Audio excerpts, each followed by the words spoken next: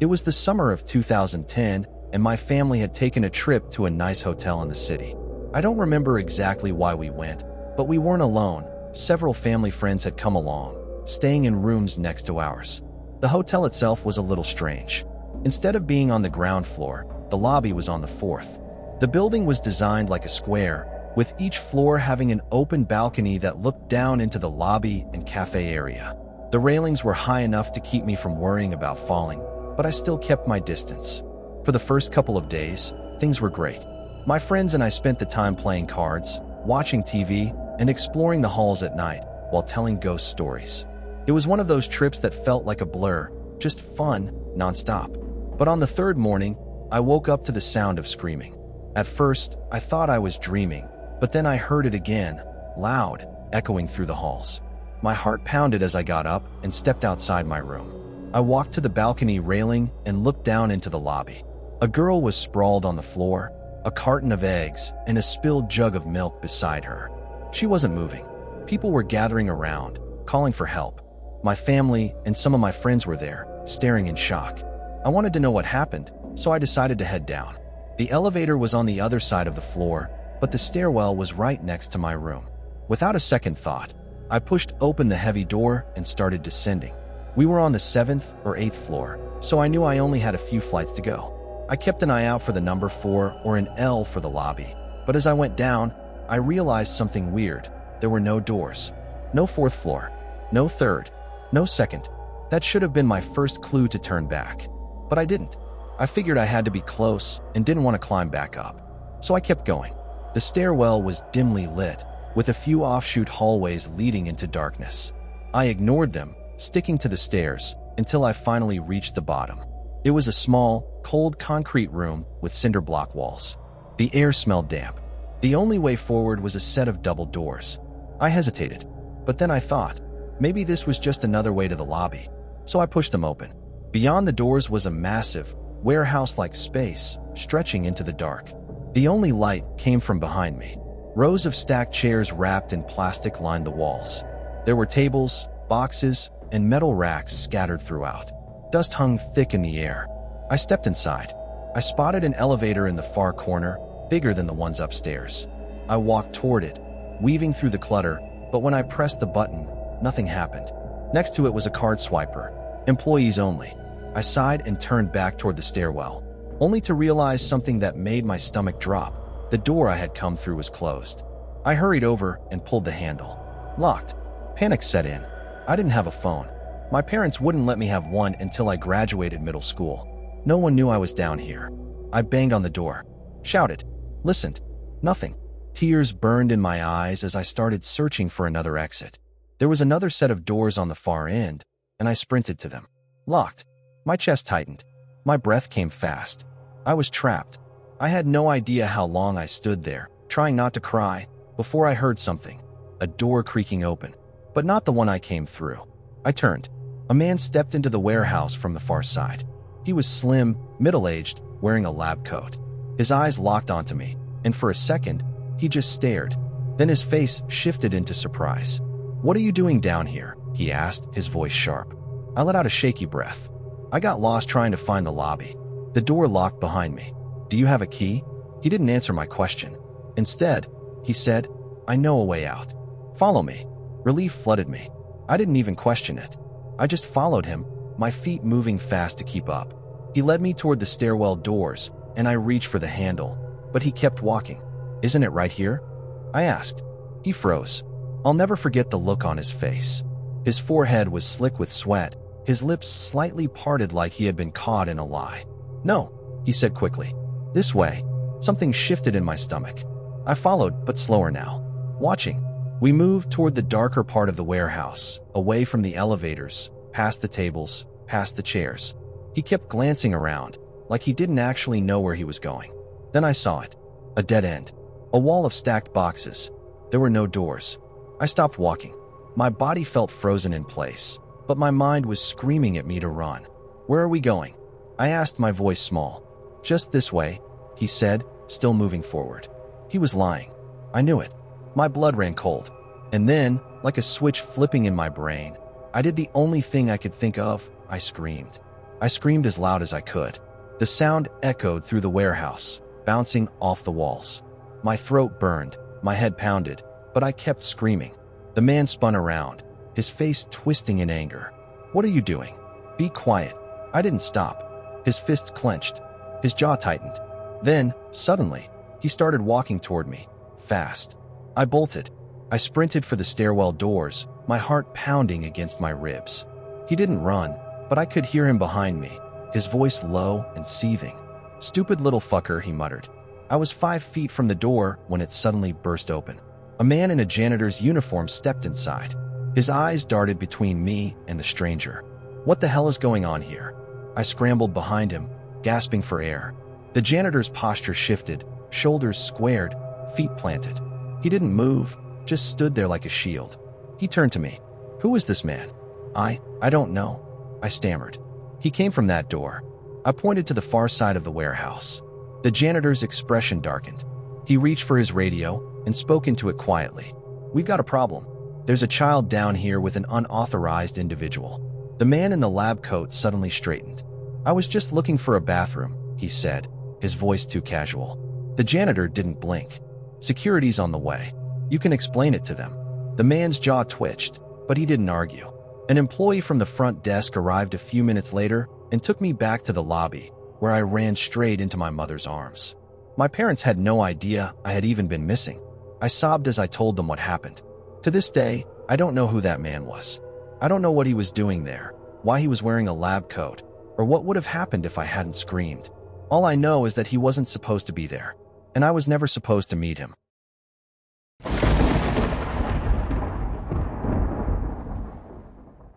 I grew up in a quiet neighborhood, the kind where people rarely locked their doors and neighbors smiled politely, but didn't get too involved in each other's lives. Our backyard faced a small red house, which always seemed odd to me. It wasn't the color or the size, it was the silence. There were always at least 3 cars parked out front, but in the 10 years I lived there, I never saw anyone go in or out. Not once. Just an empty deck and 2 large windows that stared blankly into our backyard. When I was 12, I saw something strange. I was playing outside when I noticed movement behind one of the windows. Shadows flickered against the far wall, distorted shapes twisting like they didn't belong. I stared, trying to make sense of what I was seeing, but they vanished just as quickly as they appeared. I told myself it was nothing, probably a trick of the light. A few years later, my sister moved out, and I inherited her room, a converted space in the basement. It felt like an upgrade, bigger and more private. The room had a door leading directly to an outdoor stairwell that connected to the backyard. The door had a small window on it, which my sister had covered with a Pulp Fiction poster. I wasn't a fan, so I replaced it with a sheer curtain, just enough to let in light without feeling like I was on display. The first time I noticed the noises, I brushed them off. At night, I'd hear leaves crunching in the stairwell. I figured it was my cat, who loved to wander the neighborhood. It didn't even cross my mind to be scared. Not yet. A few weeks later, my parents were out of town on business. My boyfriend came over to keep me company, and we ended up lounging on the couch, smoking and watching TV. It was late, past midnight, and the room was filled with that lazy, contented silence that only happens when you're comfortably high and half awake. Suddenly, my boyfriend sat up, stiff as a board, staring at the door. "What's wrong?" I asked, feeling my stomach tighten. "I just saw a camera flash," he said, voice low and uneasy. I laughed nervously, trying to play it off. "Yeah, okay. Someone's really dying for a picture of 2 stoners on a basement couch." But even as I joked, my skin prickled. I kept sneaking glances at the window, at the sliver of darkness between the curtain and the frame.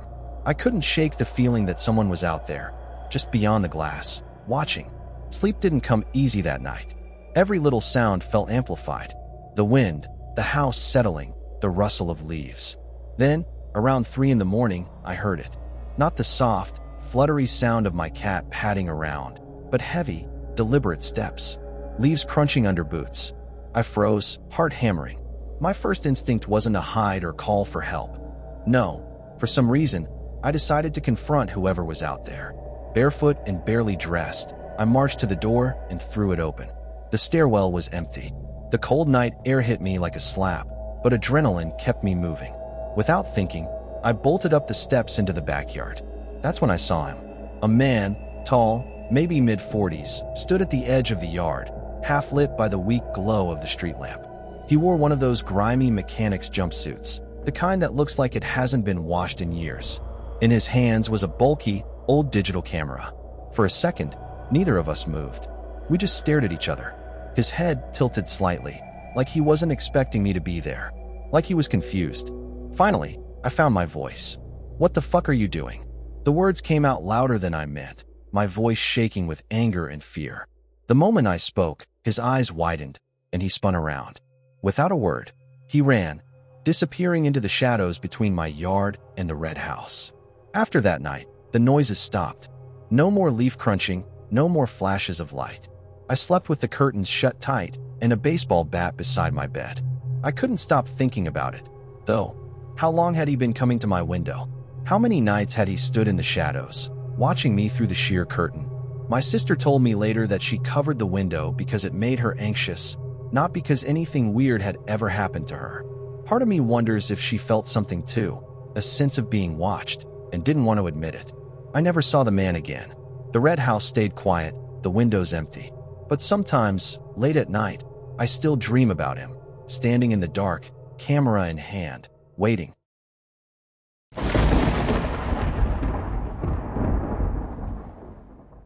You hear stories about people unknowingly squatting in other people's homes, but you never think it could happen to you. I didn't either, until it did. It was about 10 years ago. I was 31, living alone with my toddler in a two-family house. We were on the second floor. My brother's close friend lived downstairs and had recommended the place to me. The setup was kind of unusual. We each had private front entrances, but we shared a back one. A staircase ran from the basement all the way up to my floor. I'll admit, I got a little careless. I had a bad habit of locking myself out, so I started leaving the back door unlocked. My neighbor could let me in if I got stuck. It felt safe enough. At the time, my neighbor was letting a friend crash on his couch. This guy was down on his luck, a history of substance abuse, but supposedly clean. He seemed nice enough at first, but it didn't stay that way. My neighbor eventually asked him to leave. Having someone permanently camped on your couch isn't exactly ideal when you've got a 4-year-old. When he was told to go, he started sleeping on the porch. We told him that wasn't okay either. The situation got tense, and his behavior turned off, erratic, and his comments to me, let's just say they crossed a line. Eventually, he stopped coming around. No one saw him anymore. Then things started going missing. Little stuff, jewelry, loose cash, lighters, stuff you might not even notice. I chalked it up to misplacing things. I was a single mom. I was busy, distracted. It made sense. The back door to my apartment was right next to the bathroom. It was old and loud and made this very specific groaning sound when it opened. One day, my car was in the shop. I was home, but it probably looked like I wasn't. I was taking a shower when I heard it, that sound. The back door. I froze, heart hammering in my chest. My brain screamed at me to move, but I didn't. I stood there, barely breathing. I waited, half expecting the shower curtain to rip open and a knife to come down on me like some real-life horror movie. But nothing happened. No one was there. I convinced myself it was my imagination, just nerves. I'd been paranoid since I was a kid, always jumping at strange noises. This was no different, or so I thought. A few weeks later, my landlord came by. He went down to the basement, a place we barely used. It was big, cluttered, and dark. He stored a bunch of stuff down there. While he was poking around, he heard something, a noise, coming from one of the corners. He grabbed a baseball bat, and that's when he found him. The guy, the one we kicked out, was living in our basement. He was curled up behind a stack of boxes, surrounded by blankets and stolen stuff. My stuff. The landlord barely had time to react before the guy lunged at him, knocking him down and bolting out the back door. He didn't get far.